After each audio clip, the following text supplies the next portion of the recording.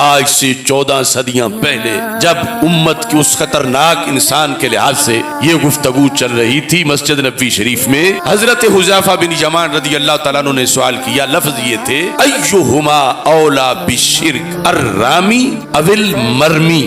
رامی ہے شرک کا فتویٰ لگانے والا، مرمی ہے شرک کا فتویٰ کھانے والا، کہ جس کو مشرک کہا جا رہا ہے تو ان میں سے حقیقت میں خراب کون ہوگا؟ تو ہمارے آقا صلی اللہ علیہ وسلم نے 3 بار فرمایا بل الرامی بل الرامی بل الرامی۔ اس وقت کا مسلمان مشرک نہیں ہوگا، وہ جو فتویٰ لگانے والا ہے وہ مجرم ہوگا۔ یہ حدیث شریف تفسیر ابن کثیر میں موجود ہے، اور اس کے علاوہ 8-9 اس کے ماخذ ہیں، اور امام یحییٰ بن معین اور امام احمد بن حنبل جیسے ائمہ نے اس کی توثیق کی ہے۔ اب آپ تاریخ دیکھیں، اسلام قتال تو بہت مرتبہ ہوا، کبھی تاتاریوں نے کیا، منگولوں نے کیا، کبھی کوئی ظالم آیا، کبھی کوئی ظالم آیا، کبھی کوئی ظالم آیا۔ امت میں قتال شرک کا فتویٰ لگا کے کس نے کیا؟ مسلمانوں کا، وہ صرف ابن عبد الوہاب نجدی نے کیا۔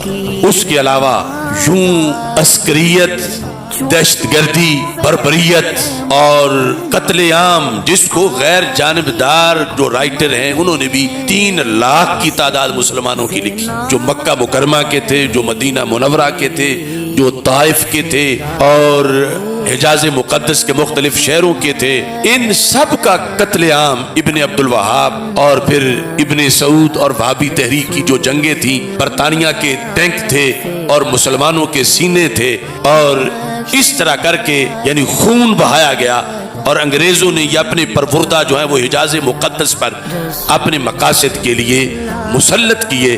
اور رسول پاک صلی اللہ علیہ وسلم کی وہ بخاری کی حدیث ویل للعرب من شر قد اقترب، وہ شر پھر جس نے یہود سے معاہدے کیے، وہ جس نے پھر نصارہ سے معاہدے کیے، کہ سرکار تو فرما گئے تھے اخرج الیہود والنصارى من جزیرۃ العرب، کہ جزیرہ عرب سے یہود کو بھی نکال دو، نصارہ کو بھی نکال دو۔ لیکن جنہوں نے یہود کو بھی اڈے دیے، نصارہ کو بھی اڈے دیے، اسرائیل کو تسلیم کیا، یہود سے دوستیاں کی، وہ یہ شرب ہے، یہ وہ شر ہے جس کے بارے میں رسول پاک صلی اللہ علیہ وسلم نے وہ بخاری کی حدیث میں لفظ شر کے ساتھ اس کو بیان کیا، اور جو تفسیر ابن کثیر ہے اس کے اندر لفظ رجل اور پھر اس کی علامتیں ذکر کر کے نبی اکرم صلی اللہ علیہ وسلم نے اس فتنے کا تذکرہ کیا۔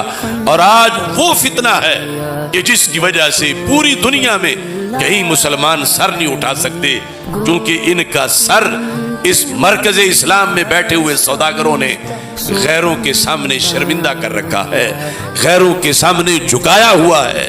یہ کس منہ سے اپنی حریت، اپنی عظمت اور قرآن و سنت کے احکام کو بیان کریں کہ یہ جن احکام کا تذکرہ عجم میں بیٹھ کر یا کسی جگہ بھی کرتے ہیں، تو یہود کہتے ہیں کہ تمہارے مرکز والے تو ہمیں تسلیم کر چکے ہیں، کیا ان کو یہ آیتیں نہیں آتی؟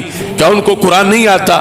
کیا وہ کعبے کی مفتی نہیں ہیں؟ کیا وہ حرمین کے خادم نہیں ہیں؟ جب وہ ہمیں سب کچھ تسلیم کر رہے ہیں تو پھر تم کس منہ سے ہم سے مخالفت کرتے ہو؟